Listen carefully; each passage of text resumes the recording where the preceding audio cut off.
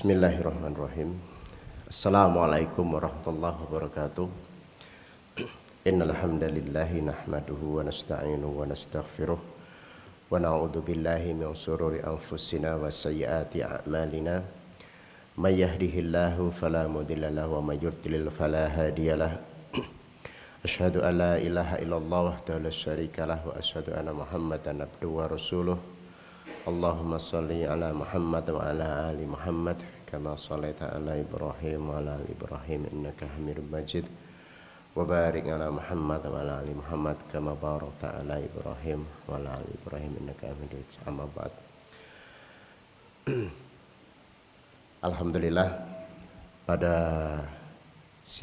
pagi menjelang siang hari ini kita diperuntukkan oleh Allah Subhanahu wa taala untuk sharing session tentang psikologi kepengasuhan, dan alhamdulillah pada kesempatan ini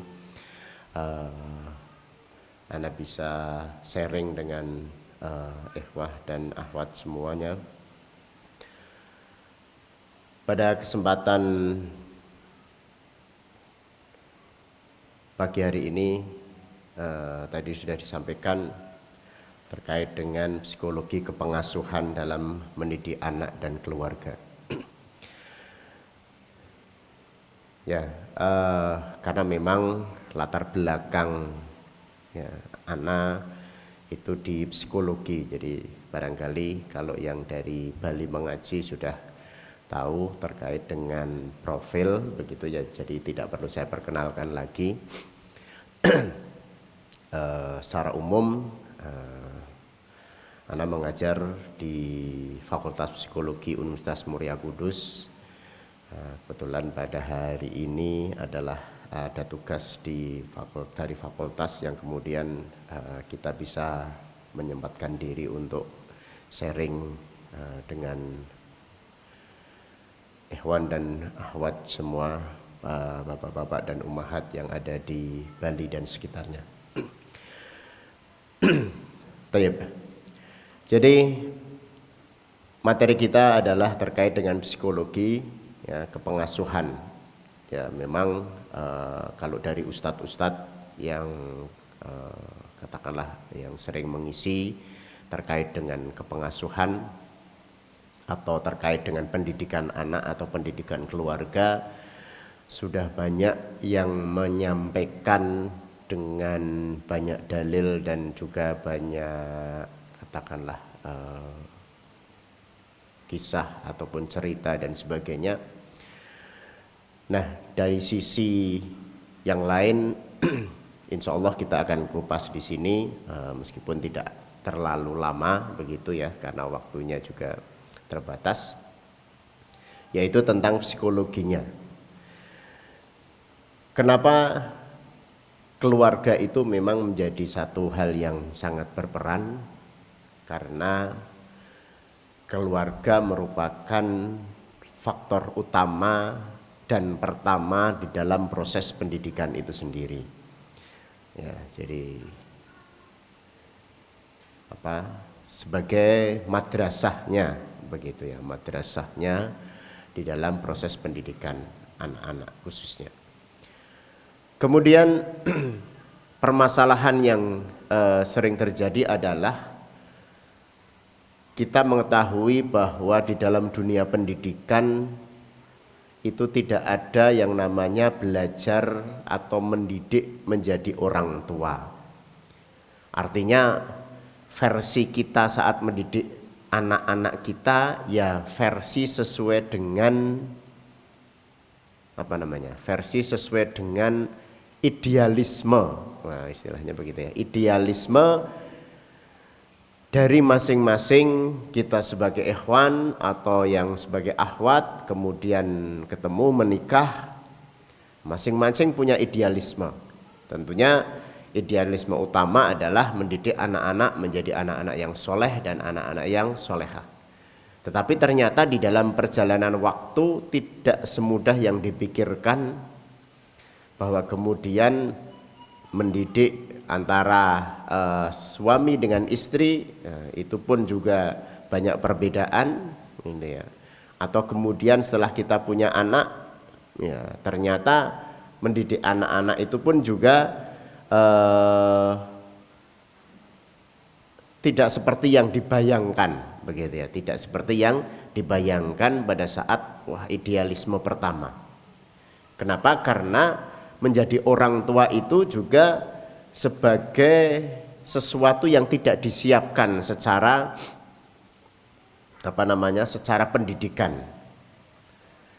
Kemudian tantangan berikutnya adalah bahwa mungkin kita di dalam keluarga sudah berusaha mendidik anak-anak kita dengan baik. Namun ternyata ada faktor-faktor eksternal, faktor-faktor yang di luar yang itu juga bisa mengancam di dalam proses pola pendidikan dan pengasuhan kita, keluarga dan anak-anak. Ya, banyak hal yang kemudian menjadi faktor-faktor eksternal yang sangat-sangat mempengaruhi. Nah, ini tentunya juga menjadi permasalahan utama di dalam proses pendidikan keluarga.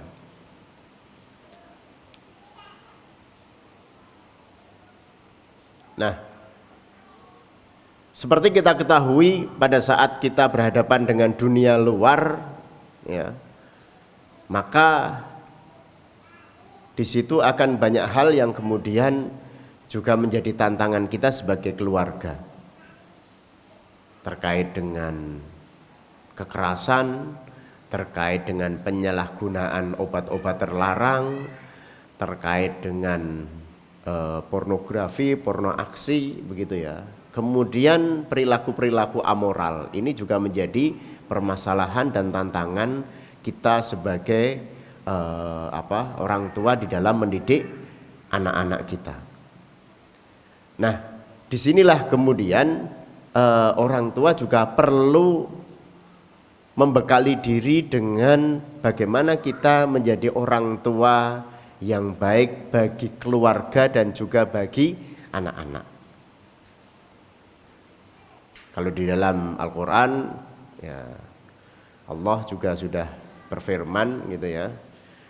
Di dalam surat At-Tahrim ayat 6 ya, di awal gitu ya, ya ayyuhalladzina amanu qu anfusakum wa ahlikum nara wa quduhan nasu wal hijarah, dan seterusnya, bahwa jagalah ya hai orang-orang yang beriman, perihalalah dirimu dan keluargamu dari api neraka yang bahan bakarnya adalah manusia dan batu. Nah, ayat ini sudah sering kita dengar. Kita berusaha semaksimal mungkin, namun dalam prosesnya ternyata tidak seperti yang dibayangkan. Nah, ini yang sering terjadi. Nah, kemudian apa yang harus kita lakukan atau harus kita ketahui di awal agar di dalam proses kepengasuhan terhadap putra-putri kita khususnya dan juga terkait dengan keluarga ini juga kita ketahui. Artinya kita mendasari diri kita di dalam proses kepengasuhan yang baik. Yang pertama adalah kita harus bisa mengetahui bahwa anak-anak kita itu akan mempunyai karakteristik yang berbeda antara satu dengan yang lain. Barangkali kalau dari bapak-bapak atau ummahat begitu ya, yang putra-putrinya katakanlah ada 2 atau 3 atau bahkan 4 begitu ya, itu kemudian akan melihat satu-satu ya. Kalau masih kecil belum terlalu kelihatan, tapi begitu nanti mengunjak usia 3-4 tahun begitu ya, 4-5 kan gitu, mulai SD begitu ya, itu sudah mulai kelihatan. Oh, ini seperti ini. Yang nomor pertama seperti ini, yang nomor kedua kok seperti ini, yang ketiga beda lagi, yang keempat beda lagi, mirip-mirip dengan kakaknya, yang ini mirip dengan begitu ya. Jadi ini mirip dengan kakaknya nomor 1, ini mirip, yang adiknya mirip dengan kakaknya, kakaknya lagi yang nomor 2 mamanya. Nah, sebetulnya hal itu perlu kita ketahui apa ndak sih, istilahnya begitu ya kalau sebuah pertanyaan. Di dalam proses kepengasuhan maka kita juga harus bisa mengenali karakteristik dari putra-putri kita. Kenapa kita perlu mengenali karakteristik putra-putri kita? Karena disitulah gitu ya, kita kemudian akan bisa melihat, oh karakter ini kan gitu ya, kepribadian yang seperti ini tentunya membutuhkan pendekatan yang berbeda antara satu dengan yang lain. Kadang kita contohkan, katakanlah pada anak yang pertama, oh anaknya itu lebih cenderung pendiam, nurut, pokoknya patuh sama abi sama uminya, nah, begitu ya. Kemudian rajin lagi, nah, itu menjadi sebuah idealisme dari orang tua. Tapi kemudian putra yang kedua, ternyata si anak ini mempunyai karakteristik maunya sendiri, tidak mau diatur ya, semaunya sendiri, tidak mau diatur. Kemudian kalau disuruh belajar ya asal-asalan gitu ya, maunya itu memainkan sesuatu dan sebagainya dan sebagainya. Nah ini menjadi sebuah tantangan, menjadi sebuah pemikiran bagi kita sebagai orang tua, kok berbeda ya, nah begitu. Kemudian belum lagi nomor 3, belum lagi nomor 4 dan seterusnya begitu. Nah dari hal inilah kemudian kadang sering terjadi proses di mana kita sebagai orang tua inginnya itu loh, contoh seperti kakak, orangnya rajin, orangnya patuh, orangnya kamu itu loh. Jadi anak kok bandel, nah gitu ya. Kadang sering terlontar atau mungkin tanpa sengaja karena iseng gitu ya, terlontar hal yang seperti itu. Maka yang perlu kita ketahui pertama adalah bahwa putra-putri kita ini sebetulnya secara genetik ya, secara genetik itu karakteristiknya merupakan karakteristik yang diturunkan baik itu oleh ayah atau oleh ibu. Kalau di dalam dunia kedokteran ya,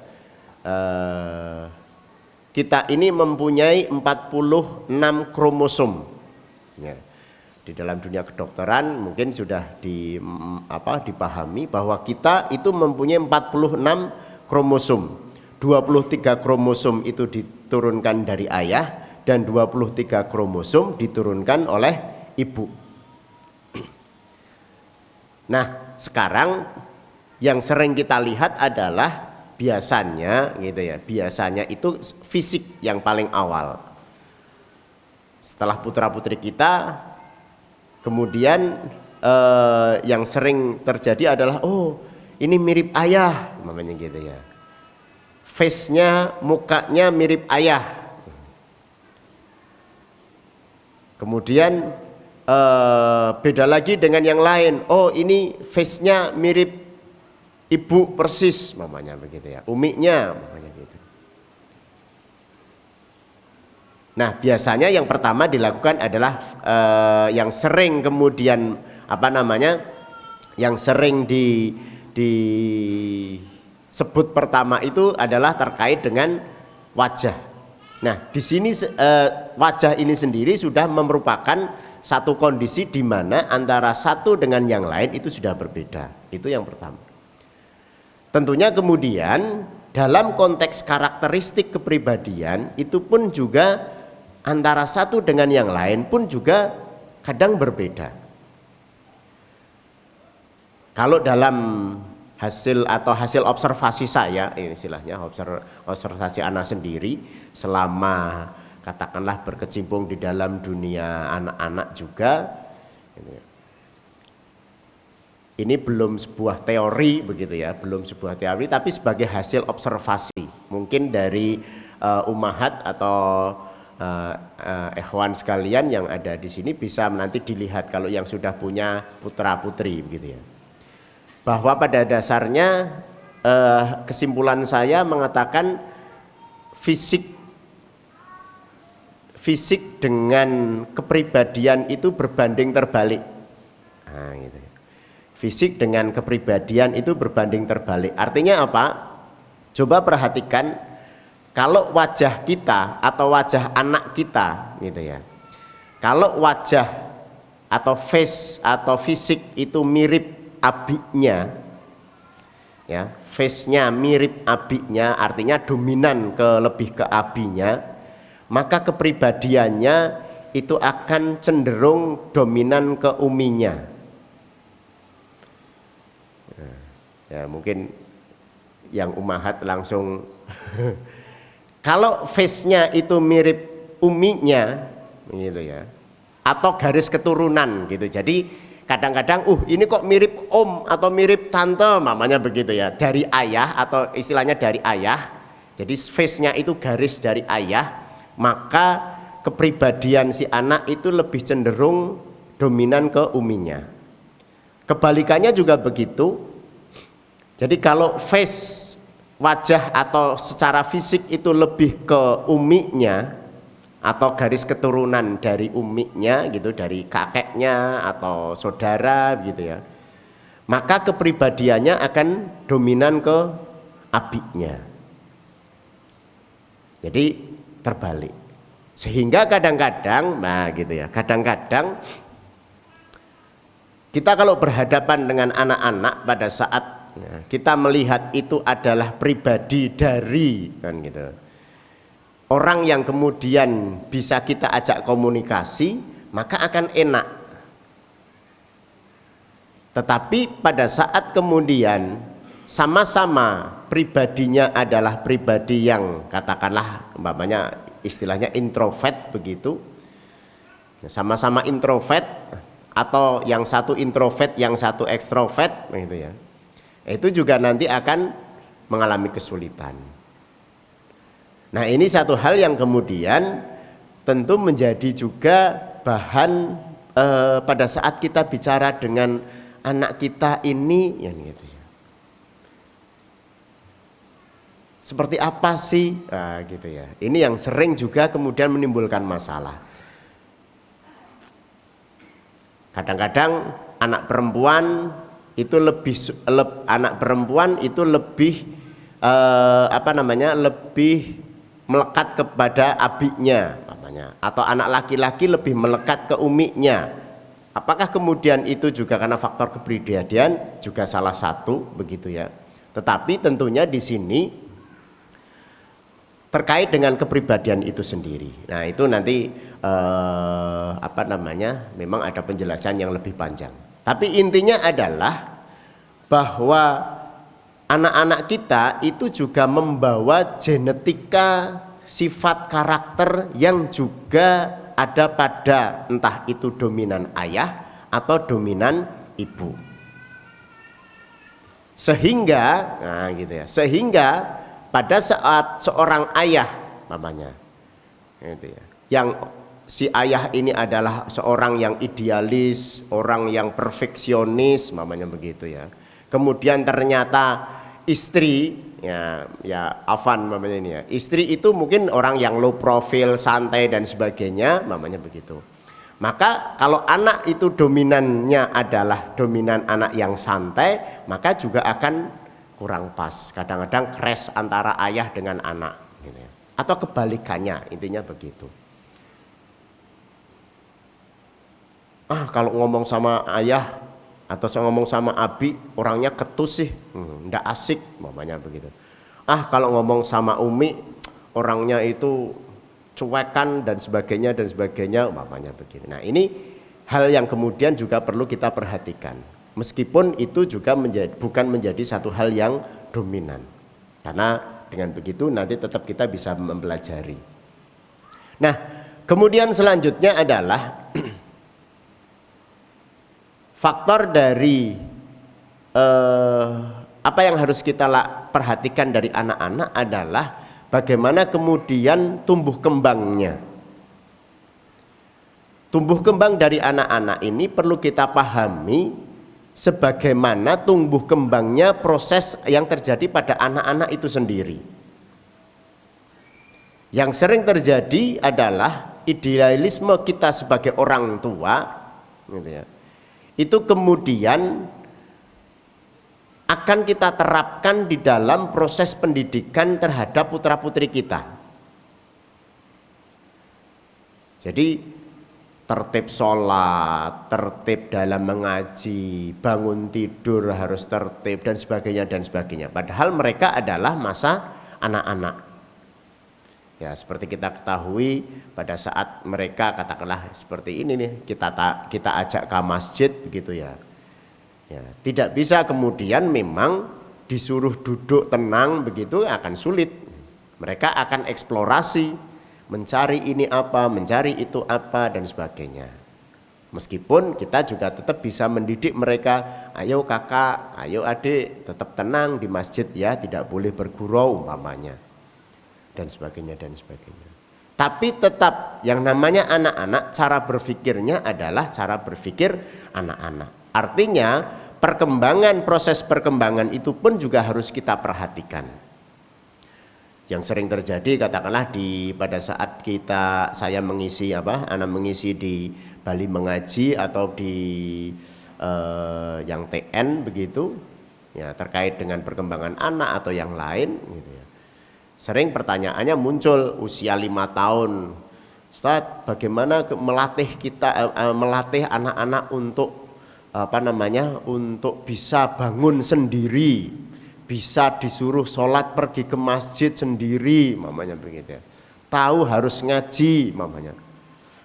Ya mereka adalah masa-masanya berpikirnya adalah berpikir ya, menurut apa yang dia sendiri. Dengan begitu maka gitu ya, istilahnya kalau di dalam istilah psikologi ada istilah egosentris. Mereka ya cara berpikirnya anak-anak itu sehingga kalau saya bangun atau tidur lebih lama ya kalau masih ngantuk istilahnya bisa ngantuk dan bisa lebih lama ya lebih nyaman buat mereka begitu. Meskipun kemudian kita sebagai orang tua harus membangunkan, belajar sholat subuh, sholat duhur dan sebagainya. Nah, tahapan perkembangan ini tentu juga perlu kita pahami. Dengan begitu, maka kita bisa melihat, oh ini putra-putri kita ini, kan gitu ya. Tahap perkembangannya itu sampai mana, kemampuan berpikirnya sampai mana. Maka bagaimana kita harus menjadi orang tua? Ya. Jangan kita menjadi orang tua yang otoriter dan juga jangan menjadi orang tua yang permisif istilahnya. Tetapi jadilah orang tua yang otoritatif namanya. Otoriter itu apa? Otoriter adalah di mana kita semua yang kita inginkan harus dilaksanakan oleh anak meskipun kelihatannya gitu ya itu kan bagus Ustaz kan gitu ya. Betul dalam artian gitu ya pada saat kemudian kita memberikan instruksi sesuai dengan tahapan perkembangan mereka, kita didik tak sesuai dengan tahapan perkembangan mereka. Tetapi ada banyak orang tua yang itu kemudian otoriter atau setidaknya overprotective. Tidak boleh ini, tidak boleh itu, tidak boleh dan sebagainya. Nah, karena di sini akan memberikan dampak terhadap konteks kepribadian perkembangan kepribadian anak itu sendiri. Atau justru permisif, dah biarin aja. Nanti juga tahu sendiri. Namun kita sebagai orang tua tentunya kalau kita banyak belajar tentang pendidikan, tentang anak-anak dan sebagainya termasuk pola asuh ya. Pola asuh yang baik yang seperti apa ya. Kita tetap memberikan sikap disiplin, kita tetap memberikan sikap ketegasan namun sesuai dengan tahapan perkembangan pada anak-anak itu sendiri. Sebagaimana kalau kita sering sudah ketahui gitu ya, di dalam salah satu hadis tentang bagaimana Rasulullah mengajarkan sholat kepada anak-anak gitu ya, memerintahkan untuk kita sebagai orang tua mengajarkan pendidikan sholat ya, di usia sampai 7 tahun, katakanlah dari mulai 7 tahun bahkan gitu ya, itu kita didik untuk belajar, kita ajari sholat ya 5 waktu. Nah, baru di usia 10 tahun ya, boleh kita pukul, meskipun dalam hal ini dipukulnya tentunya pada batas-batas tertentu. Itu menunjukkan bahwa di dalam proses perkembangan agama pun anak-anak juga membutuhkan konsep pemikiran yang tentunya masing-masing sesuai dengan tahapannya. Nah, yang kemudian juga dalam proses perkembangannya, ya, baik itu setelah anak masuk ke dalam masuk ke dalam pendidikan formal, entah itu di PAUD, TK atau SD, SMP kan gitu ya, atau di SMA atau sederajat ya, MTS atau aliyah, kadang-kadang pun juga muncul, nah gitu ya, muncul perilaku-perilaku yang tidak sesuai dengan harapan orang tua. Jadi kenapa gitu ya? Kenapa anak-anak kita kadang kok perilakunya tidak sesuai dengan harapan orang tua?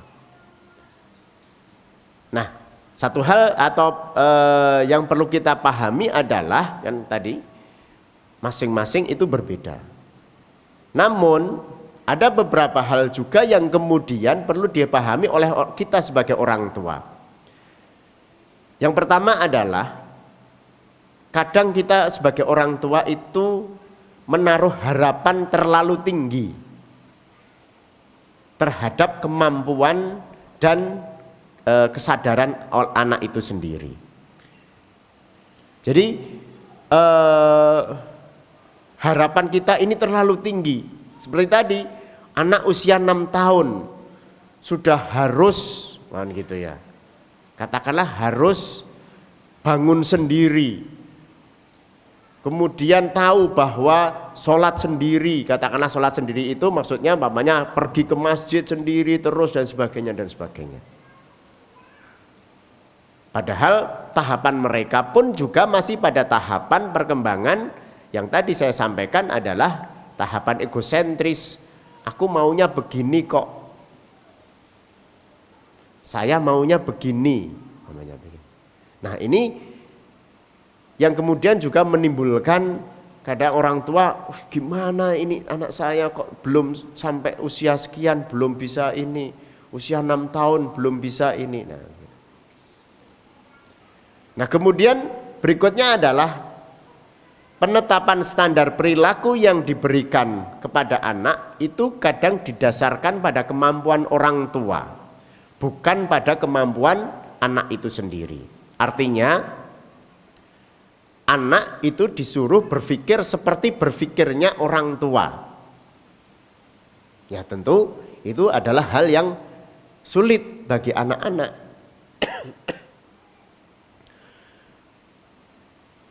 Sehingga dalam hal ini kita harus juga berpikir bahwa mereka cara berpikirnya adalah berpikirnya anak-anak dengan standarnya anak-anak pula.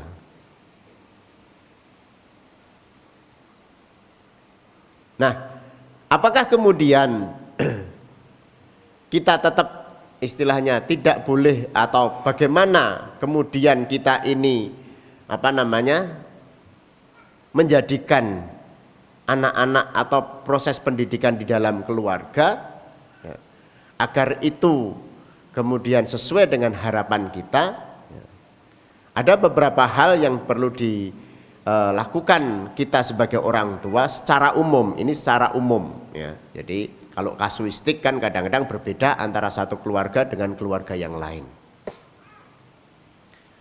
Apa yang harus kita lakukan sebagai orang tua?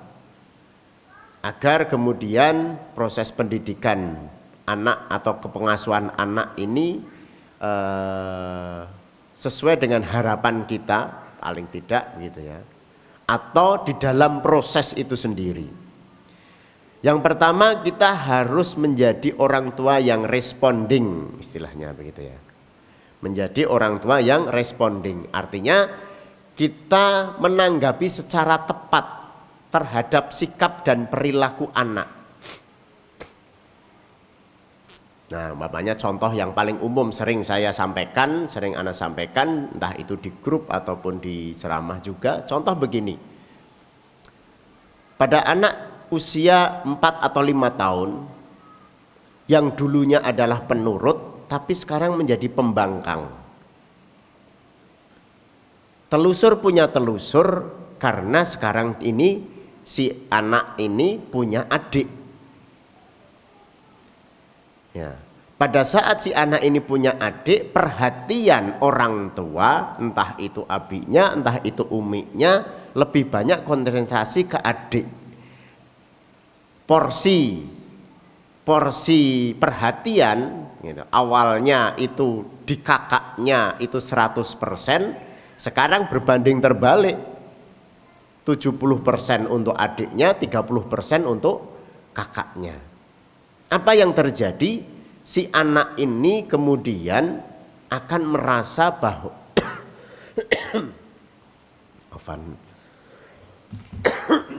akan merasa tersaingi.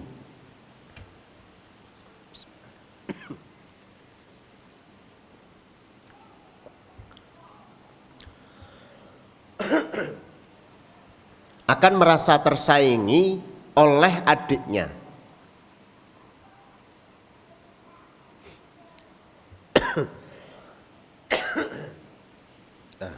Dampak perjalanan. Sehingga yang terjadi, si kakak ini cenderung menjadi pembangkang. Hal itu terjadi karena apa? Nah, ini yang mungkin sering terjadi. Bapaknya, umiknya bilangnya begini, kakak sekarang harus banyak mengalah ya. Nah, gitu ya. Karena ada adik. Nah, gitu. Jadi si kakak ini sudah diwanti-wanti sama ayahnya atau abinya atau uminya untuk banyak mengalah. Atau yang mungkin tidak disadari, sering mamanya uminya, kakak main sendiri dulu ya, ini umi mau ngurusi adik dulu, dan seterusnya. Tanpa disadari kadang kemudian muncul kecemburuan pada anak yang menyebabkan kemudian anak menjadi pembangkang. Aku maunya begini aja, aku maunya begini aja. Nanti pada saat abi atau uminya menyuruh gitu ya, kakak minta tolong ambilkan ini, kakak umi minta tolong ambilkan ini, ndak mau. Alasannya tidak jelas.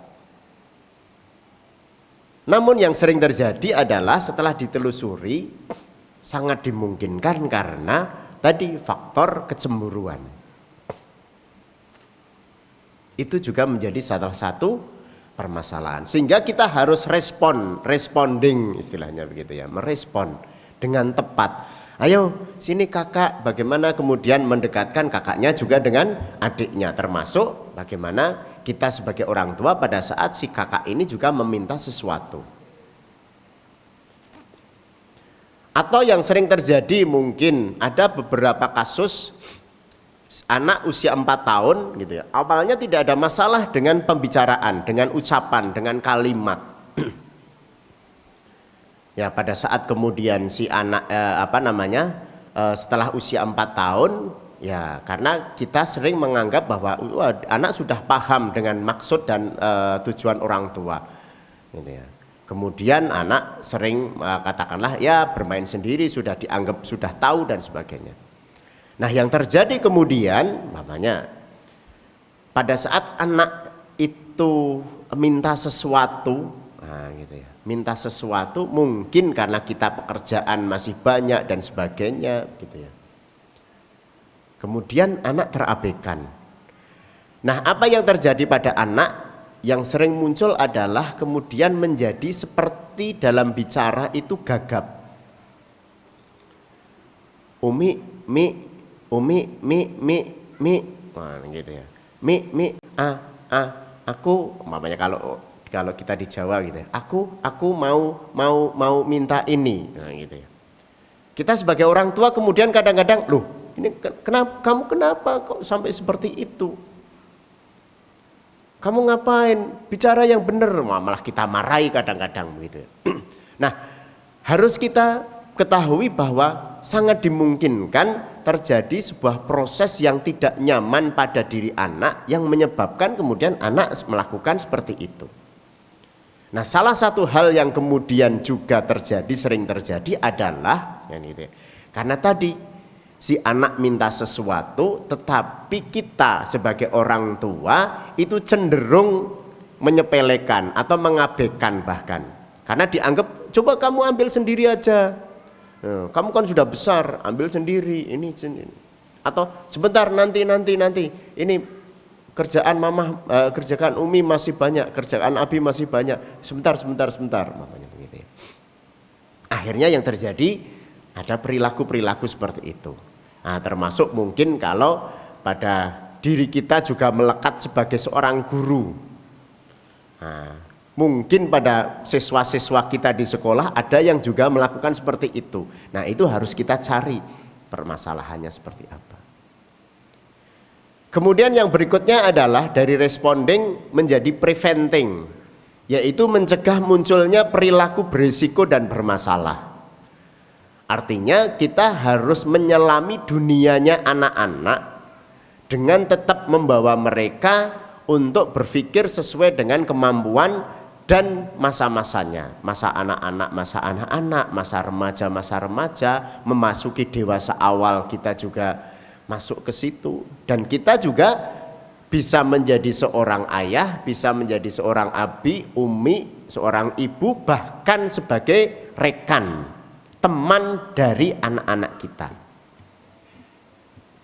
Ya, mungkin kita bawa kemana, atau kalau di rumah entah itu sekedar main bola lah, main badminton lah, atau main apalah mamanya. Kalau yang suka renang bawa ke tempat kolam renang, kita main bersama gitu ya. Kita bangun kedekatan. Dengan kita membangun kedekatan ini menjadi salah satu yang atau faktor yang kemudian sangat penting di dalam kita memberikan melakukan preventing terhadap perilaku-perilaku yang tidak perilaku yang berisiko atau bermasalah. Dari situ tentunya kita akan membangun komunikasi. Kakak, kalau seperti itu boleh enggak ya? Oh, enggak boleh, Bi, karena begini. Kenapa? Karena begini. Nah, gitu ya. Kakak, kalau begini boleh enggak? Oh, boleh, itu bagus kan gitu ya. Karena begini mamanya. Nah, di situ kita membangun komunikasi antara orang tua dengan anak. Kita bangun komunikasi di situ. Ya, jangan kemudian hanya satu arah saja dari orang tua. Anak juga diminta untuk istilahnya eksplorasi juga. Bagaimana pendapatnya seperti ini dan sebagainya. Yang berikutnya adalah setelah kita responding, kemudian kita preventing, berikutnya adalah monitoring. Yaitu mengawasi interaksi anak dengan lingkungan sekitarnya. Karena tentunya kalau di awal itu adalah di lingkungan keluarga. Nah, sekarang tinggal monitoringnya tentunya setelah mereka kemudian berinteraksi dengan teman-teman. Siapa temannya? Bagaimana dengan teman-temannya? Nah, ini juga akan menjadi satu hal yang sangat penting. Ya. Setelah itu, kita bisa sebetulnya masuk untuk melakukan namanya mentoring. Pada saat mereka bermain dengan teman-teman, kemudian kita berikan istilahnya itu nasihat. baik itu kepada anak kita atau kepada teman anak kita. Kalau bermain boleh bermain ya, seru boleh gitu ya, atau bermain yang katakanlah manfaatkan yang semaksimal mungkin. Tapi mamanya kalau harus berbagi ya berbagi, harus bergantian ya bergantian, harus ini dan sebagainya. Nah, kita memberikan mentoring. Apa perilaku-perilaku yang dikehendaki dan apa perilaku-perilaku yang tidak dikehendaki. Ya, bisa saja tentunya sasaran utama kita adalah putra-putri kita sendiri. Namun kalau di situ juga ada teman dari anak-anak kita, maka kita juga bisa memberikan batasan-batasan seperti apa dan apa yang harus dilakukan oleh mereka. Dan yang paling penting di sini kemudian adalah kita harus bisa menjadi model. Model dari perilaku yang akan ditiru oleh putra-putri kita. Ya, inilah yang kemudian akan menjadi hal yang sangat katakanlah penting bagi kita sebagai orang tua. Nah, salah satu hal yang kemudian penting bagi kita yang sering saya sampaikan adalah adanya kesepahaman. Nah, ini yang paling sering terjadi masalah itu adalah ketidaksepahaman, berarti adanya kesepahaman antara suami dengan istri atau dalam hal ini antara abi dengan uminya di dalam proses pendidikan anak. Kesepahaman ini yang perlu dibangun. Baik itu, baik itu entah itu pada saat ada kebersamaan antara kedua orang tua dengan anak atau salah satunya. Ya, mungkin yang paling sering lebih banyak ketemu kan biasanya kan umiknya begitu ya. Umiknya yang paling sering ketemu di rumah. Kalau kita sebagai laki-laki, sebagai ayah, sebagai abi kan gitu ya, lebih banyak di luar rumah mungkin begitu. Maka kadang-kadang sering tuntutan pendidikan keluarga lebih banyak kepada ibunya atau umiknya di rumah. Namun kita sebetulnya tetap bisa melakukan itu. Kapan? Contoh begini. Pada saat kita bersama dengan anak-anak, bersama dengan keluarga namanya, kita sebagai laki-laki, sebagai ayah gitu ya, yang sering kita lakukan itu justru kita menasihati anak gitu ya. Kamu kakak harus begini, kakak mumpung gitu ya. Kadang-kadang yang sering terjadi kan gitu ya, mumpung kita ada di rumah gitu, kita nasihati anak sebanyak mungkin. Tapi kehidupan anak-anak itu lebih banyak berinteraksi dengan umiknya. Nah, disinilah yang kemudian kadang tidak terjadi kesepahaman. Di mana pada saat kita anak ketemu dengan ayah itu patuhnya sebegitunya, tapi kalau dengan umiknya tidak patuh, disuruh mandi, jam mandi atau jam katakanlah harus sudah bangun tidur, harus ini, harus itu. Tidak seperti pada saat ada ada ayahnya, ada abiknya. Pada saat abiknya tertib terus gitu ya. Tapi pada saat hanya dengan umiknya gitu ya, umiknya sampai istilahnya berbusa-busa gitu ya kalau memberikan instruksi ke anak gitu, kakak gitu, sampai kedengaran dari depan sampai belakang mungkin gitu ya, ayo kakak dan sebagainya. Itu masih aja seperti itu. Nah, apa yang bisa kita lakukan sebetulnya? Sebetulnya mudah yang kita lakukan. Kita instruksi saja ke anak. Jangan kita banyak memberikan nasihat, tetapi instruksi dalam artian apa? Memberikan penekanan.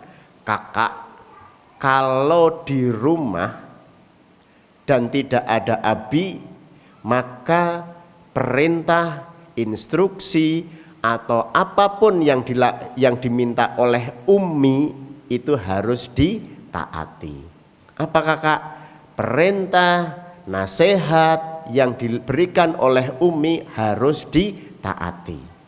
Kita ulangi lagi beberapa kali untuk meyakinkan bahwa gitu ya, semua instruksi yang diberikan oleh Umi, nah gitu ya, itu harus ditaati. Kita yang menyampaikan itu kepada putra-putri kita, kepada anak-anak kita, harus ditaati. Nah gitu ya. Jadi jangan sampai kita sebagai laki-laki ayah gitu ya, itu istilahnya seperti satpam kan gitu ya. Kalau satpam itu kan begitu kita datang, wah semua anak-anak sudah tertib semua gitu ya. Tapi kalau tidak ada ayahnya ya sudah, seperti itulah gambarannya barangkali begitu. Nah kita instruksikan kepada putra-putri kita, kakak kalau di rumah disuruh mandi sama Umi harus segera berangkat. Kakak kalau disuruh berangkat ke masjid harus segera berangkat. Kakak kalau Umi sudah menyuruh untuk beberes, katakanlah untuk pergi ke sekolah, harus segera berangkat ya. Dan seterusnya dan seterusnya. Kita sampaikan itu kepada putra-putri kita. Kalau kita kasih nasihat terus gitu dalam artian yang kakak kamu harus ini, kakak harus. Nah manutnya dengan kita, nurutnya dengan kita, tapi dengan uminya. Nah itu adalah salah satu contoh kesepahaman yang bisa kita lakukan kepada putra-putri kita. Banyak juga yang lain, tapi tentunya ya karena waktu dan sebagainya, maka ya mungkin akan kita bahas juga nanti kalau di grup Bali Mengaji dan seterusnya. Anak kira untuk sesi materi anak cukupi sekian dulu ya, barangkali tafadhol nanti kalau ada yang ingin ditanyakan dari Ummahat atau dari Ikhwan bapak-bapak silahkan bisa disampaikan, nanti mudah-mudahan anak bisa menjawab. Syukran jazakallahu khair, nanti silahkan. Bismillah. Assalamualaikum warahmatullahi wabarakatuh. Waalaikumsalam warahmatullahi wabarakatuh. Jazakallah khair Ustadz atas ilmu yang telah diberikan pada hari ini. Saya ingin menanyakan terkait bagaimana cara kita untuk mengatur emosi diri ketika misalnya kita dalam suatu pertemuan keluarga, kita paham kan tumbuh kembang anak itu satu dengan yang lain berbeda, tapi belum tentu orang lain atau keluarga kita yang lain memahami itu.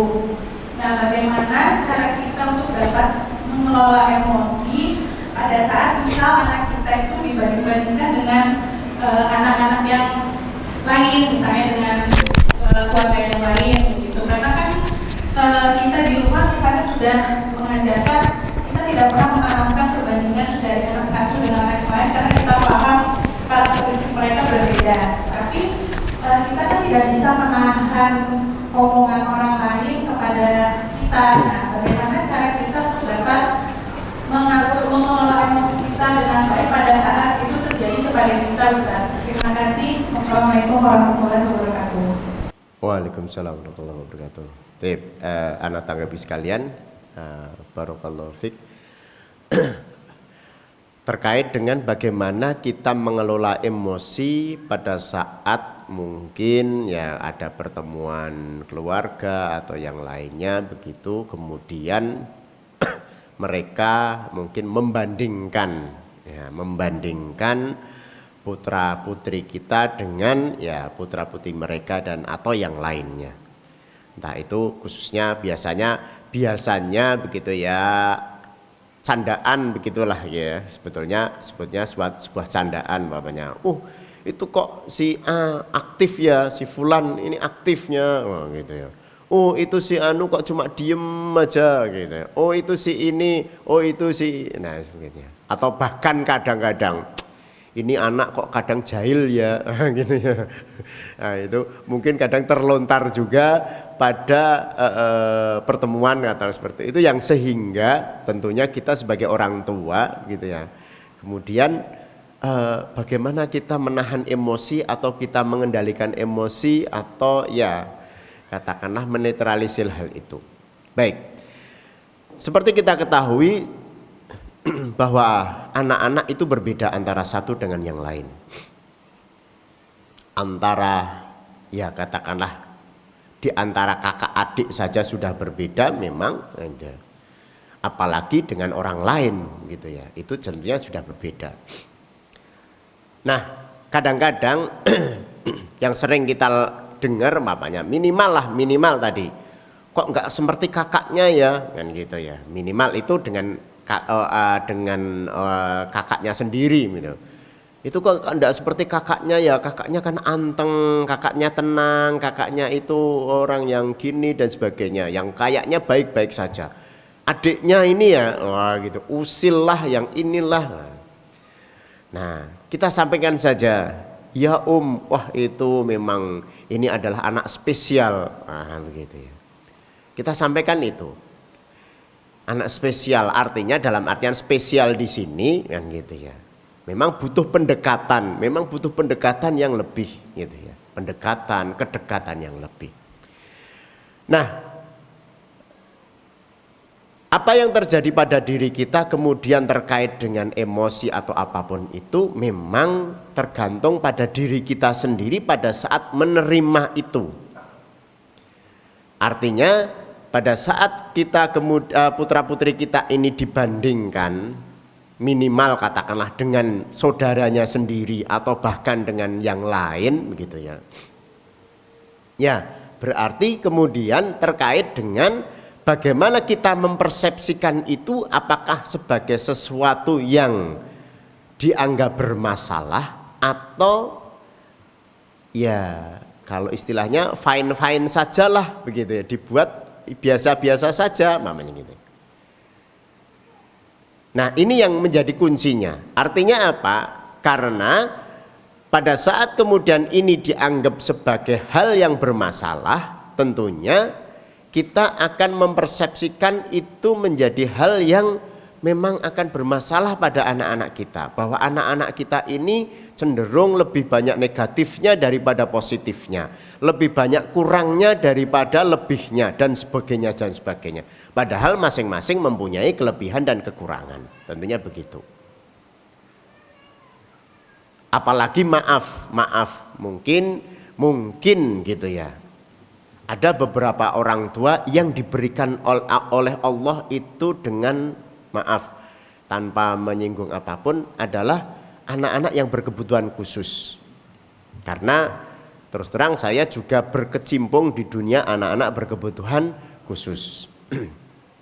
Sering saya memberikan informasi dan sebagainya, entah itu di sekolah inklusi atau apapun itu, termasuk kepada orang tua. Gitu ya.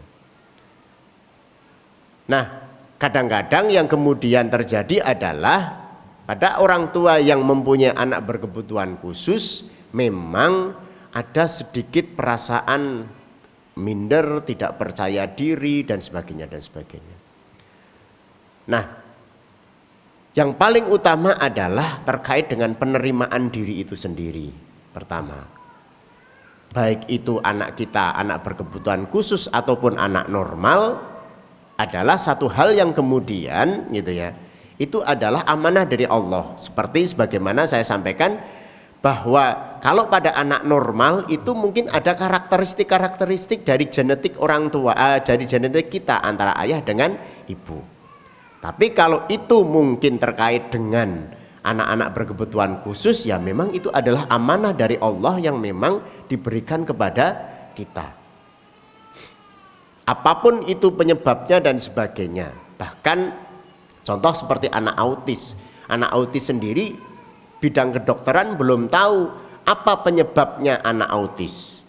Anak retardasi mental itu juga belum tahu kenapa sampai retardasi mental. Ya, di dunia kedokteran belum ditemukan. Meskipun ada beberapa penyebab dalam artian secara umum. Nah, disinilah persepsi kita sebagai orang tua terkait dengan penerimaan diri. Kemudian kita berpikir positif. Kita berpikir positif bahwa kan gitu ya. Apapun itu insya Allah dengan kepengasuhan yang baik maka anak-anak pun akan menjadi lebih baik. Jadi ya kalaupun istilahnya tadi umpamanya ada orang lain ada orang lain atau siapapun itu kemudian menyatakan kok beda ya sama kakaknya, kok beda dengan ini, dan wah alhamdulillah itu memang spesial. Nah, gitu. Memang spesial. Mudah-mudahan besok diberikan dijadikan sebagai anak yang soleh. Itu saja, atau solehah begitu ya. Kira-kira begitu gambaran untuk kita kemudian bisa mengendalikan terkait dengan emosi maupun pikiran. Saya kira begitu penjelasannya. Tafadhol mungkin yang lain, silahkan. Assalamualaikum Ustaz. Waalaikumsalam warahmatullahi wabarakatuh. Yang saya mau tanyakan, saya ada adopsi anak, sudah 10 tahun sekarang umurnya. Mungkin ini kalau menurut saya anak itu mungkin agak demanding gitu ya, karena bisa jadi kurang kesepemahaman antara saya dan suami. Nah, terus yang saya mau tanyakan ini, terkadang itu dalam proses misalnya misalnya seperti mungkin nyuruh dia untuk misalnya mengaji atau sholat atau apa, agak sulit. Itu pernah ada kalanya saya bilang sama dia, kalau kamu misalnya nggak mau ngaji, kamu pulang aja ke orang tua kamu ya, saya bilang. Jadi mungkin sedikit kayak mengancam gitu ya. Dan yang saya tahu, dia tahu bahwa dia sepertinya tidak akan pernah mau gitu loh untuk kembali ke keluarga yang aslinya gitu. Jadi saya katakan seperti itu, dan itu banyak yang bilang ke saya bahwa sebaiknya jangan berbicara seperti itu gitu. Tapi terkadang itu seperti mungkin karena kita sudah mungkin emosi dan entah mau berbuat apa lagi gitu. Jadi itu yang jadi senjata saya untuk pada saat misalnya untuk anak itu susah untuk saya suruh, saya lontarkan itu apakah dibenarkan ataukah tidak, Ustaz? Terima kasih. Assalamualaikum warahmatullahi wabarakatuh. Perlu saya tanyakan sedikit, itu sebagai anak angkat atau anak kandung?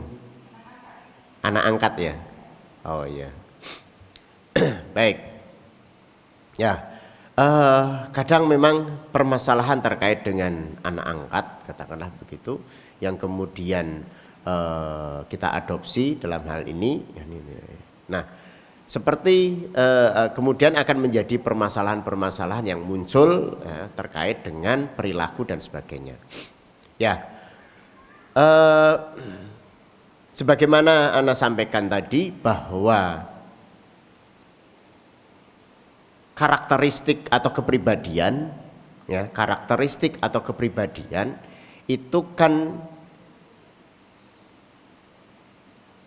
genetik dari atau keturunan, salah satunya keturunan dari ayah atau dari ibu kandung, istilahnya begitu. Sehingga terkait dengan karakteristik ini kan gitu ya, itu memang ada beberapa karakteristik itu yang kemudian sulit untuk berubah pada awal-awal. Ya, biasanya karakteristik keras kepala, bukan bandel sebetulnya, tetapi keras kepala. Ya, jadi keras, memang karakteristiknya keras gitu ya. Dalam artian apa? Dia kalau memegang prinsip ya harus sesuai dengan prinsipnya dia. Dalam artian entah itu pada usia anak-anak, usia remaja, usia dewasa, nah gitu ya. Nah, permasalahannya pada usia anak-anak gitu ya. Prinsip keras ini gitu ya. Itu kemudian sifat egosentrisnya itu tinggi. Karena sifat egosentrisnya tinggi, ya mungkin dalam proses pendidikan atau kepengasuhan ini sedikit mengalami kendala. Seperti tadi yang disampaikan, kemudian harus ini, harus itu dan sebagainya gitu ya. Bahkan mungkin melakukan pembangkangan atau tidak mau sama sekali. Namun kalau itu selama si anak masih mau untuk melakukan ya gitu ya, maka sebetulnya ya tadi standar kita mungkin kita turunkan, tidak harus kita samakan gitu ya. Karena mungkin usianya kan gitu. Kalau usia sudah remaja ya berarti proses penerapan itu memang harus tetap kita tegakkan. Ayo kakak, ayo adik, ayo mas, atau kita sebut apalah begitu ya, yang kalau di Bali ini. Nah, ayo segera sholat ke masjid kalau laki-laki, ayo segera sholat namanya, dan sebagainya. Tetap harus kita. Nah, terkait dengan kemudian apa namanya ucapan gitu ya, ucapan itu gitu ya. Kalau hal itu memang sudah diketahui oleh anak dan ternyata si anak ini malah justru lebih memilih kita, mamanya begitu ya, lebih memilih kita, maka tentunya ini menjadi tanggung jawab. Gitu ya. Karena kalau dia tahu bahwa itu adalah bukan orang tua kandung gitu ya, maka tentunya dia akan mencari orang tua kandungnya. Namun kalau kemudian dia tahu bahwa dia sebagai anak angkat kemudian ada ucapan seperti itu, kok ternyata si anak ini tetap memilih kita, berarti sebetulnya anak memang sudah punya ikatan ya secara psikologis kepada kita sebagai orang tua. Maka ya kewajiban kita seperti sebagaimana dengan anak-anak kandung gitu ya, untuk kemudian memberikan nasihat, memberikan ucapan dan sebagainya yang tentunya hal-hal yang sifatnya positif. Diusahakan untuk ya bukan tidak tepat istilahnya gitu ya, tetapi diusahakan untuk dikurangi untuk tidak menyampaikan itu juga. Pada satu kondisi seseorang itu juga akan mempunyai titik klimaks gitu ya, titik klimaks di mana pada saat mungkin sebetulnya kita hanya ingin ancaman, hanya sekedar ancaman biasa, namun justru mungkin akan menjadi dampak yang besar juga. Maka akan lebih bagusnya gitu ya, untuk kita tidak terlalu sering atau bahkan ya mengurangi atau tidak sama sekali ya. Justru kita sampaikan itu malah pada saat si anak ini dalam kondisi tenang, sadar, dalam artian pada kondisi nyaman, sehingga si penerimaan Pak anak ini sendiri malah justru akan menjadi lebih baik. Nah dengan begitu harapannya anak akan menjadi lebih baik. Begitu. Tentunya tantangan kita terhadap anak kandung saja juga sangat-sangat besar, apalagi tantangan kita kepada anak-anak yang dalam hal ini anak angkat. Kira-kira seperti itu ya, untuk jawabannya, mudah-mudahan bisa memberikan penjelasan. Tayyib, silahkan kalau masih ada yang lain, kalau waktunya masih memungkinkan. Assalamualaikum Ustadz. Waalaikumsalam warahmatullahi wabarakatuh. Bertanya, anak saya sudah kuliah. Sudah Kuliah. Oh kuliah. Ya. Karena saya khawatir dengan pergaulannya, jadi saya tiap hari selalu bertanya, nak pulang jam berapa? Misalnya dia janji pulang jam sekian, dia belum pulang, saya akan WA lagi, pulang jam berapa? Kok belum pulang? Nah, seperti itu apakah baik ya Ustadz ya untuk pola didik kepada anak yang sudah usia remaja ya. Atau mungkin ada cara lain yang lebih baik mungkin ya. Misalnya dia pulang terlambat pun saya akan marah, kok pulangnya malam banget sih misalnya gitu. Padahal tapi dia memang masih mampir ke rumah teman. Nah karena saya mungkin saking khawatirnya dengan pergaulan di luar ya. Betul. Jadi saya selalu hampir tiap hari ya, bukan hampir tiap hari selalu memantau jam berapa dia pulang. Mohon pencerahannya bagaimana seharusnya yang mungkin lebih baik ya. Jazakallah. Ya, terkait dengan anak-anak di usia menginjak remaja akhir atau dewasa awal begitu ya. Dewasa mungkin usia 20-21 tahun begitu ya kalau sudah mulai kuliah. atau remaja akhir 18-19 kan gitu ya, karena sudah lulus SMA. Kemudian terkait juga dengan apa namanya tadi kalau di dalam hal ini tentunya kita melakukan monitoring, ya kan, monitoring di situ. Jadi fungsi orang tua untuk monitoring. Namun apakah cara-cara seperti yang ditanyakan ini sesuai atau tidak? Mungkin kalau itu untuk SD, SMP, ya paling tidak SMA awal lah gitu ya. Masih dianggap wajar. Namun kalau biasanya untuk pada anak-anak yang sudah kuliah gitu ya, kemudian begitu pulang jam berapa ditanyai kan begitu dan sebagainya. Nah, ini yang mungkin oleh anak akan dianggap terlalu overprotective istilahnya begitu. Meskipun kita orang tua kan kepengennya itu ya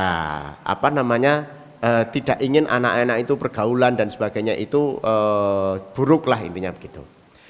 Nah, yang bisa kita lakukan terus bagaimana? Nah, gitu ya. Coba kita berikan kepercayaan kepada anak gitu ya. Kakak maunya atau panggilannya apalah begitu ya.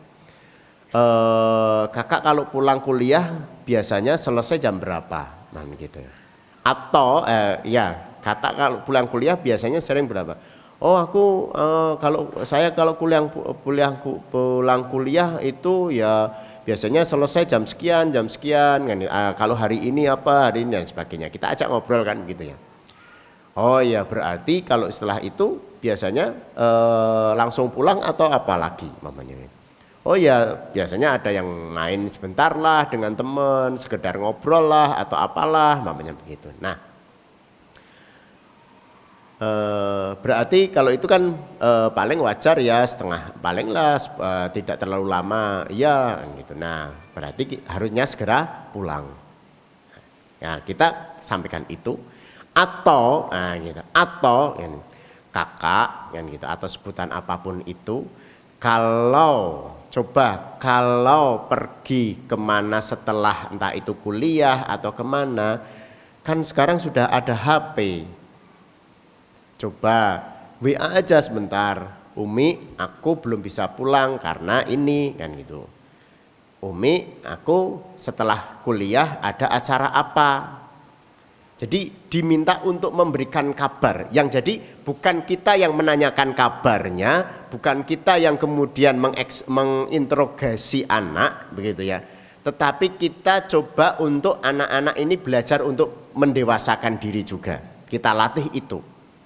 Coba gitu ya. Kalau habis kuliah kalau ada apa, coba kasih tahu gitu ya. Nah, ini mau kemana atau seperti apa gitu ya. Nah, kita latih untuk si anak ini untuk juga kita berikan kepercayaan untuk bagaimana kemudian dia bersikap gitu ya, sebagai seorang anak untuk memberikan informasi kepada orang tuanya. Sehingga agar tidak ada kesan istilahnya gitu ya. Mungkin kamu merasa ndak enak gitu ya, setiap pulang harus ditanyain, nanti diinterogasi, nanti ini apa dan sebagainya. Cobalah sekarang kalau kakak pulangnya itu terlambat atau mungkin pulangnya ini, kasih tahu ke mama deh gitu. Kasih tahu ke Umi deh gitu ya, kasih tahu ke Umi dulu cuma sebentar WA ke Umi kan. Ya, kalau WA ke temen aja mau gitu ya. Hanya sekedar WA ke Umi, Umi aku belum bisa pulang karena masih ada tugas. Umi aku belum bisa pulang karena masih ada ini. Mungkin baru bisa pulang jam sekian dan sebagainya. Nah, kita berikan itu kepada anak-anak kita yang sudah mau menginjak dewasa. Dengan begitu anak merasa, oh ya, memang orang tuaku itu mengkhawatirkan aku di rumah, sehingga aku atau istilah saya butuh untuk memberikan informasi. Nah, kita latih itu meskipun butuh waktu juga. Nah, butuh waktu. Tapi begitu anak sudah mulai terbiasa dengan itu, insya Allah kita sendiri juga merasa nyaman. Kita memberikan kepercayaan kepada mereka gitu ya. Jadi kita sendiri juga tidak overprotective, istilahnya begitu. Kira-kira begitu untuk jawabannya. Tafadhol, masih ada atau waktunya? Assalamualaikum Ustadz. Waalaikumsalam warahmatullahi wabarakatuh. Iya, terima kasih atas waktunya. Ustadz, saya mau bertanya. Saya punya 2 anak laki-laki yang usianya terpaut 1 tahun. Yang pertama usia 12 tahun, sekarang kelas 6 SD Ustadz. Ya. Nah, anak pertama saya ini kalau dibandingkan dengan yang anak nomor 2 Ustadz, yang nomor 2 lebih tekun. Nah, sedangkan anak yang pertama ini cuek dan belum terlalu mandiri dibandingkan anak saya Yang nomor adiknya. 2. Ya. Nah, itu bagaimana Ustadz dengan kemandiriannya yang jika dibandingkan dengan adiknya? Ya. Padahal saya memperlakukannya di rumah hampir sama lah gitu. Ya. Saya juga ada kekhawatiran karena kan insya Allah tahun depan kalau akan mondok, bagaimana dengan yang si kakak yang belum bisa mandiri dengan baik ini Ustadz. Contohnya nih, ketika saya bangunin adiknya subuh itu untuk ke masjid, adiknya lebih cepat bangun dibandingkan dengan kakaknya. Dan kakaknya ini sebenarnya secara teori semua sudah paham Ustadz, tapi untuk mempraktekkan itu Ya. boleh dibilang itu jauh sekali dari pemahaman teori yang dia sudah pahami. Nah, itu bagaimana dan apakah itu akan terus berlangsung Seperti itu gitu ya. atau gimana Ustadz sesungguhnya? Ya, Nah, baik. terus Ustadz yang pertanyaan kedua Ustadz, anak-anak saya kan memang tidak saya berikan handphone sendirian Ustadz, maksudnya tidak Ya. pegang handphone. Tapi mereka berdua ini Ustadz sepertinya kok kayak nggak tuntas gitu Ustadz dengan handphone itu. Kalau ngelihat handphone cepet-cepet gitu, penasaran sama namanya Sebentar. game. Gimana? Tidak terima? Anak-anak saya kan tidak pegang handphone Ustadz. Ya. Nah, tapi ketika melihat handphone itu, mereka itu antusias banget sama namanya game Ustadz. Oh. Ya mungkin ada beberapa teman mungkin yang Ya. lingkungan gitu Ustadz ya. Itu gimana Ustadz? Apakah bagaimana untuk mengatasi rasa penasaran mereka itu supaya Ya. ketika saya berikan mereka main game Ustadz, itu bisa seharian mereka tuh asik dengan game itu Ustadz. Betul. Apakah itu maksudnya wajar atau apa memang ada yang harus saya lakukan? Ya gimana Ustadz, maksudnya untuk supaya penasaran mereka dengan game itu Ustadz. Ya. Itu aja. Terima kasih Ustadz. Assalamualaikum warahmatullahi wabarakatuh. Jangan di dulu mic-nya, mungkin ada beberapa yang ingin saya tanyakan.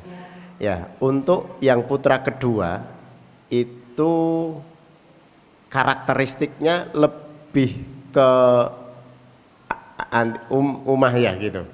Ya lebih ke saya ibunya. Gitu. Nah, maka sekarang barangkali ini kalau yang anak pertama gitu ya, itu lebih ke abinya. Iya Ustadz. Iya. Ya itu ya Ustadz. Jadi anak pertama itu memang ya itu kalau kata suami ya udah belum, nanti masanya nggak sekarang tapi nanti gitu katanya. Tapi saya sebagai ya, saya itu ekspektasi saya mungkin Ustadz ya harus Iya. diturunkan atau gimana Ustadz ya? Baik, betul. Ya, baik, sudah paham Ana, insya Allah. Iya. Nah, jadi memang seperti itu. Karakteristik itu akan jadi seperti yang Ana sampaikan di awal, bahwa kita akan melihat karakteristik berbeda pada anak-anak kita. Ada yang mirip dengan kita, ada yang mirip dengan suami kita atau dengan abinya katakanlah atau uminya begitu ya. Nah, tentunya di sini akan mempunyai kondisi yang berbeda pada saat kita mensikapi kondisi itu terjadi pada putra-putri kita. Sebagaimana kita juga mungkin memaklumi, nah gitu ya. Sebagaimana kita atau mungkin Umah itu memaklumi bagaimana sikap suami gitu ya kepada Umah. Artinya di dalam konteks keluarga. Ada beberapa anak dengan kondisi-kondisi yang seperti tadi disebutkan atau bahkan juga kebalikannya lah, kadang-kadang begitu ya. Nah, terus bagaimana sikap kita atau bagaimana sikap Umah mamanya gitu ya terkait dengan putra pertama yang barangkali ya pokoknya yang penting kan sudah tak lakukan, nah gitu ya. Udah Umi ndak usah ribut lah gitu ya. Kadang-kadang mungkin udah aku udah nurut, aku udah ini, tapi versinya si anak. Nah, kalau menurut Ana, selama anak itu selama anak itu melakukan tugas gitu ya, selama itu anak itu mungkin melakukan tugas meskipun dengan kondisi-kondisi yang barangkali katakanlah dalam batas kewajaran atau kenormalan, maka sebetulnya tidak ada masalah. Artinya kadang mungkin standarnya kita, nah gitu ya. Jadi mungkin standarnya Umah sendiri yang kemudian dianggap standarnya terlalu tinggi untuk si kakak. Jadi standarnya dianggap terlalu tinggi sama si kakak. Dengan begitu maka kan gitu ya, apa seolah-olah si kakak ini tidak seperti gitu ya yang diharapkan oleh kita sebagai orang tua. Maka apa yang harus kita lakukan? Ya kita ikuti tetap dengan katakanlah kita latih, kita bimbing begitu ya, tetap dengan standar, dalam artian standar normalnya begitu ya, meskipun mungkin kemampuannya tidak seperti standar yang kita harapkan. Katakanlah mamanya kalau ada adiknya, sudah ada adiknya, katakanlah lagi gitu ya, ya enggak apa-apa kalau adiknya memang seperti sebagaimana standarnya kita atau bahkan lebih tinggi, ya sudah adiknya yang kita pacu juga gitu ya. Kakaknya mami gitu ya, ya standarnya tetap standarnya seperti anak-anak normal sebagaimana yang lain. Meskipun tetap mamanya sholat, katakanlah kalau laki-laki ya ayo kakak sholat 5 waktu ke masjid, mamanya belajar ke masjid, ayo sana ke masjid, enggak apa-apa kan gitu. Ayo adik ikut kakak kan gitu, mamanya kalau adiknya laki-laki juga kan gitu ya. Nah, satu hal yang tidak boleh adalah membandingkan. Nah, ini yang tadi juga. Artinya kita sendiri yang justru membandingkan. Kakak kamu itu gimana sih? Itu loh, coba contoh adik. Nah gitu ya. Nah ini yang tidak boleh. Kenapa? Karena di situ akan memberikan dampak psikologis yang sangat besar dampaknya di nanti ya, bukan sekarang tapi nanti gitu ya. Kenapa? Karena gitu ya, nah, secara psikologis anak akan merasa tidak nyaman. Aku dibandingke sama adik, aku dibandingke sama A, B, C dan sebagainya, si fulan dan sebagainya. Nah, tetap kita berikan standar sebagaimana standar normalnya, mamanya ngaji lah, kemudian sholat lah, atau belajar lah, ya sudah kita berikan aja. Nah, ini kepercayaan dia. Umi taunya kamu bisa ngaji.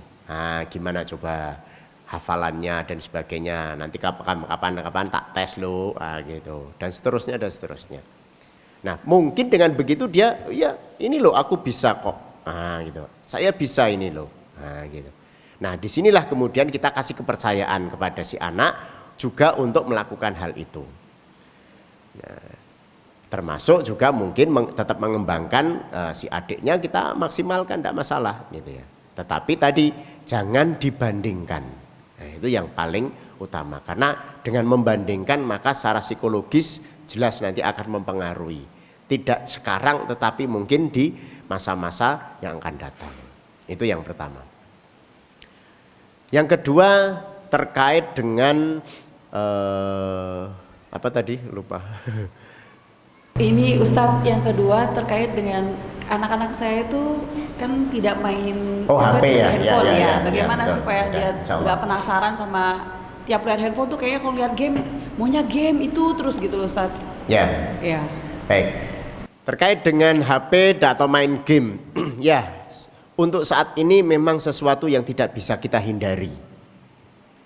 Ya, kalaupun anak-anak tidak megang HP di rumah, mungkin dia tetap megang HP dengan temannya, atau entah itu di sekolah dan sebagainya. Barangkali kalau sekolah sih karena SD masih belum mungkin ya. Tetapi intinya adalah yang namanya pembicaraan tentang apa sih isi dari HP, nah, gitu. Salah satunya adalah game, itu akan selalu menjadi update pada anak-anak, sehingga si anak ini pun tetap keingintahuannya juga akan tinggi dan sulit bagi kita untuk tetap membendung mereka. Tapi apakah kemudian, nah gitu, apakah kemudian kita biarkan saja atau bagaimana? Pada batas normal maka sesuatu hal yang wajar. Artinya begini, bisa saja kita menerapkan aturan, namanya kakak sama adik boleh pegang HP kalau hari Sabtu sore sampai hari Ahad. Silahkan nanti boleh main game atau main apapun, tetapi pada batas-batas.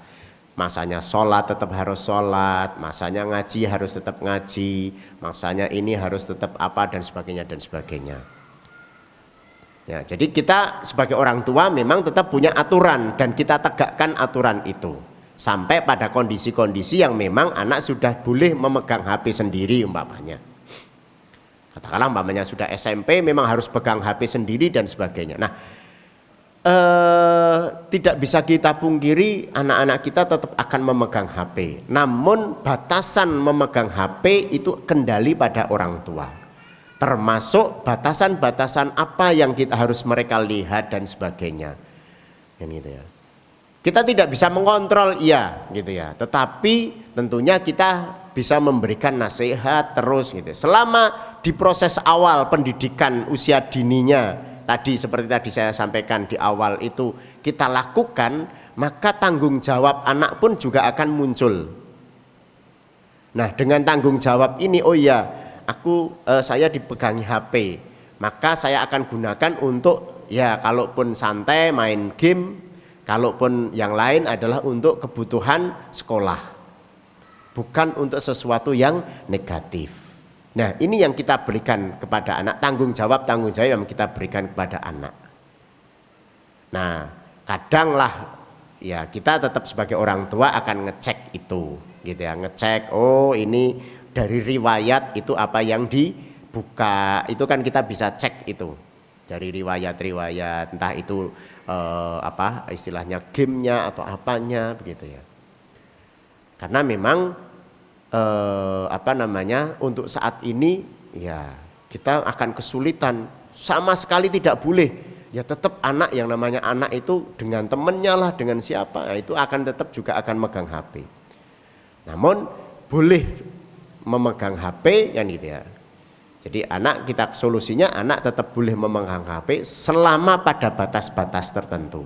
Dan batas-batas ini memang kita yang punya otoritas. Kapan dan seperti apa dan sebagainya. Nah, ini yang kita punya otoritas, termasuk kita selalu memberikan nasihat kepada mereka, masukan, ada yang buruk, ada yang baik. Seperti misalnya peso itu kalau dipakai untuk memasak itu ya akan menjadi sesuatu yang baik, tapi kalau dipakai untuk melakukan kejahatan atau apapun itu juga menjadi sesuatu hal yang buruk. Nah, dengan begitu maka anak juga akan berpikirnya, belajar untuk berpikir katakanlah mana yang baik dan mana yang buruk. Insya Allah seperti itu sedikit penjelasan dari Ana, mudah-mudahan bisa Fadal ya. Assalamualaikum warahmatullahi Satu lagi, wabarakatuh, oh iya. Ustaz. Waalaikumsalam warahmatullahi wabarakatuh. Ada 2 pertanyaan yang saya ingin tanyakan. Yang pertama, apakah ada pengaruhnya trauma-trauma yang pernah kita alami di waktu kecil atau pas sebelum kita berkeluarga itu terhadap pola pengasuhan kita terhadap anak kita? Apabila ada, bagaimana cara mengelolanya? Terus yang kedua, mohon diulang tadi, agak kurang jelas ininya. apakah ada pengaruhnya trauma-trauma yang kita alami terhadap pola pengasuhan kita terhadap anak kita? Apabila ada, bagaimana kita cara mengelolanya? Ya. Terus yang kedua yang ingin saya tanyakan, kan biasanya ya anggapan sebagian besar itu kalau pengasuhan itu kita jatuhkan kepada seorang ibu gitu kan, ibu Ya. yang ngurus anak-anaknya gitu, Betul. ayahnya kerja cari uang gitu. Nah itu bagaimana tips mengajak seorang suami untuk ikut dalam pengasuhan anak juga gitu, Ya. Ustaz. Ya sekian pertanyaannya aja kok. Ya. Yang pertama, apakah kalau kita gitu ya punya trauma begitu ya, inner child ya, terkait dengan kita punya trauma dan sebagainya, katakanlah ya masa kecil, kemudian juga bagaimana dengan pengasuhannya. Nah, sebetulnya permasalahan pengalaman yang tidak menyenangkan atau katakanlah pengalaman-pengalaman yang buruk dan sebagainya itu memang kembali kepada diri kita. Bagaimana proses penerimaan itu sebagai sebuah peristiwa yang memang ditakdirkan Allah harus terjadi pada diri kita. Nah, gitu ya. Sehingga gitu ya, dengan penerimaan diri itu, maka insya Allah apa yang telah terjadi pada diri kita ini menjadi bagian dari proses kehidupan. Nah, dalam konteks hal ini maka gitu ya, kehidupan ini akan terus berlanjut, akan menjadi lebih baik dan baik-baik terus begitu. Nah, di sini yang kemudian tentunya akan memberikan motivasi kepada diri kita terkait dengan bagaimana proses pengasuhan itu sendiri di dalam keluarga. Bahwa kemudian kita sebagai, katakanlah sebagai orang tua begitu ya, sebagai orang tua tentunya akan memberikan proses pengasuhan, pemberian proses pengasuhan, pendidikan dan pengasuhan ya yang kita harapkan juga terjadi pada anak-anak normal seperti yang lainnya. Anak-anak kita tidak pernah tahu bagaimana pengalaman kita, pengalaman masa lalu kita dan sebagainya, yang itu akan mempengaruhi sikap dan pribadi kita.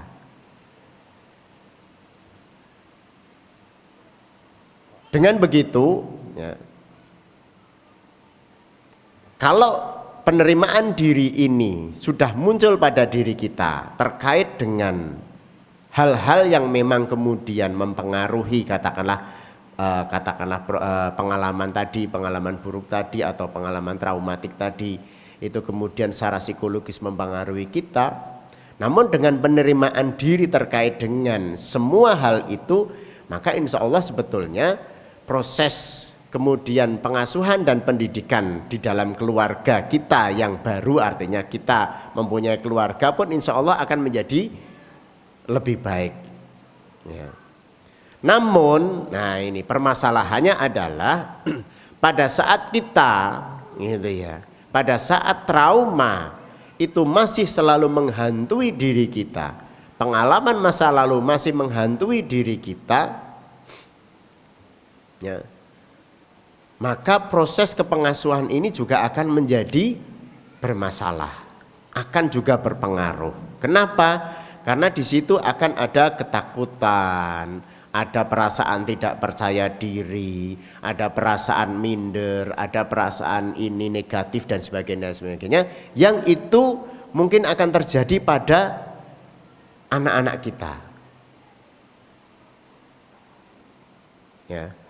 Itu tentunya akan mempengaruhi, sehingga anak-anak kita pun ya, anak-anak kita pun sangat mungkin ya, sangat mungkin juga akan mempunyai sikap dan perilaku yang sama dengan kita, meskipun si anak ini tidak mempunyai pengalaman itu. Apalagi kalau sampai mempunyai pengalaman itu.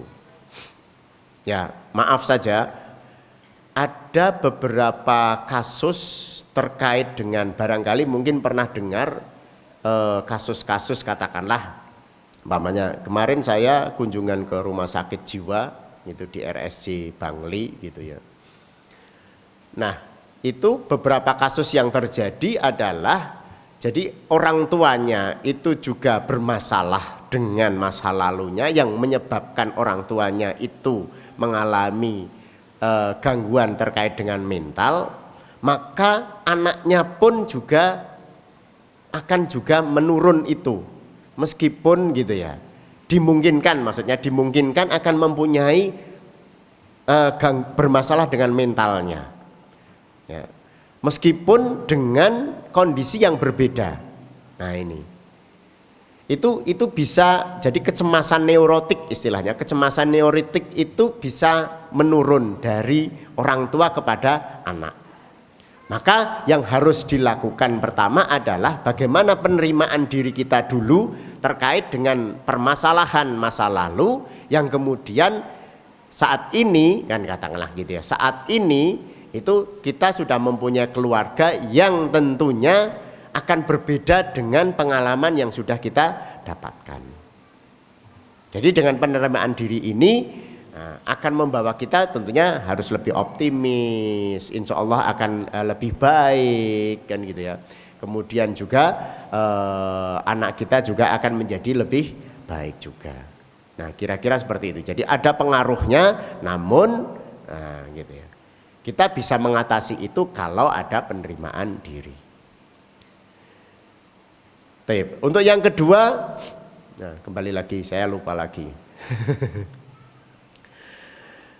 Terkait dengan ya, yang kedua bagaimana kemudian agar suami juga terlibat dalam kepengasuhan, karena yang seperti tadi juga disampaikan atau saya juga di awal sudah menyampaikan, lebih banyak itu kan pendidikan oleh umi-uminya atau lebih banyak ketemu dengan uminya begitu ya. Nah, terus bagaimana dengan si posisi abinya atau ayahnya ini kan gitu, agar bisa terlibat. Nah sebetulnya ini juga harusnya seorang ayahnya tentunya kan gitu. Kalau memang dari ayahnya itu bisa memahami seperti yang Ana sampaikan tadi, paling tidak gitu ya, paling tidak kalau tidak sering ketemu dengan anak ya gitu, tidak sering ketemu dengan anak, jangan kemudian anak selalu yang dinasehati, sepertinya pokoknya nasihat gitu ya. Cukup justru penekanan saja terkait dengan instruksi atau perintah. Contohnya tadi, kakak kalau di rumah gitu, kalau umi sudah nyuruh mandi ya segera mandi, itu instruksinya si ayah, si abiknya kepada si kepada si anak gitu ya. Jadi sampaikan kan gitu ya, kakak kalau umi sudah nyuruh, nah gitu, kalau umi sudah nyuruh kakak harus mandi, maka harus segera mandi. Kakak kalau umi sudah nyuruh untuk segera siap-siap sholat, maka segera sholat. Kakak kalau umi sudah menyuruh ini harus segera. Nah itu yang selalu diulang-ulang kepada, ya kadang-kadang tetap ada nasihat ya, tapi jangan terus nasihat kalau itu dari suami yang bisa memahami itu. Namun mungkin ada suami yang ya sudah pokoknya urusan keluarga pendidikan kan uminya mamanya gitu ya. Nah ya kita sampaikan dengan baik-baik kepada si anak, si suami kan gitu ya, si suami ayah atau abi ini loh kayaknya kakak sama adiknya ini juga butuh profil seorang ayah kok kan gitu. Artinya apa? Mungkin kedekatan, bisa dibangun kedekatan atau dibangun komunikasi begitu ya. Ya entah itu apapun lah yang diusahakan untuk bisa membangun kedekatan antara antara ayah dengan anak. Jadi mungkin kita sampaikannya ke suami begitu ya, mbok ini dinasehati, mbok ini mbok ini bahasanya begitu barangkali gitu. Mungkin tidak seperti itu bahasanya, tetapi ayah mungkin ini kelihatannya si kakak sama ini butuh refreshing atau butuh jalan-jalan atau butuh sekedar ngobrol gitu dengan ayah lah kan gitu, atau sekedar main dengan ayah lah mamanya gitu ya. Nah kita sampaikan aja itu kan gitu ya, biar si ayah coba untuk Tapi memang gitu ya, seperti tadi kembali lagi ada beberapa karakteristik dari ya gitu ya, entah itu khususnya Abi atau Umi yang mungkin cenderung ya sudah memang beginilah orangnya, nah gitu ya. Nah, tapi dari Ummah sendiri yang kemudian membangun komunikasi itu baik itu terhadap suami gitu ya. Jadi dibangun komunikasi terhadap suami dan juga dibangun komunikasi terhadap anak. Assalamualaikum warahmatullahi wabarakatuh. Ya, singkat aja Ya. Saya mempunyai seorang anak. Yang anak pertama sudah berusia menginjak 16 tahun. Sekarang di pesantren sampai sekolah. Ya. Tapi yang saya lahiran itu anak saya sepertinya tidak mempunyai cita-cita apakah hidup untuk maksudnya tidak mempunyai motivasi harus mempunyai cita-cita jadi harus kayak begini karena melihat ke belakang anak saya itu sakit hati dengan neneknya karena neneknya menuntut untuk menjadi seperti kakak sepupunya yang menghafal Al-Quran, sedangkan anak saya tidak menyetujui hal itu. Jadi sekarang kalau saya suruh di pondok, ya di pondok aja, langsung sekolah di mana ya sekolah aja. Jadi bagaimana cara memberi motivasi atau dorongan agar dia bersemangat lagi untuk mempunyai cita-cita atau target hidup yang sesuai dengan karakternya gitu. Begitu yang saya tanyakan. Terima kasih. Assalamualaikum warahmatullahi wabarakatuh. Waalaikumsalam. Ya. Perlu dipahami bahwa sebagaimana Ustadz Kibar juga sering menyatakan tidak harus semuanya menjadi penghafal, dalam artian begini, tidak semuanya harus menjadi seorang ustadz, istilahnya begitu, ahli di dalam agama. Nah, artinya apa? Bahwa putra-putri kita ini juga bisa ada yang harus menjadi seorang dokter, harus menjadi seorang sarjana psikologi. Barangkali kalau saya seperti saya begitu ya. Artinya sarjana psikologi yang memang punya pemahaman agama yang baik. Nah, gitu ya. Atau sebagai seorang ahli teknik yang juga punya pemahaman agama yang baik. Dan ini umat Islam saat ini punya membutuhkan, sangat membutuhkan gitu ya. Sangat membutuhkan ahli-ahli dalam konteks ahli, meskipun ilmunya keduniaan, tetapi ya tentunya tetap diharapkan mempunyai kemampuan agama yang baik, pemahaman agama yang baik. Artinya apa? Kalaupun umpamanya si anak ini sekarang banyak berada di pesantren, ya sudah, artinya anak kita harapkan untuk bersekolah berada di pesantren dengan kemampuannya.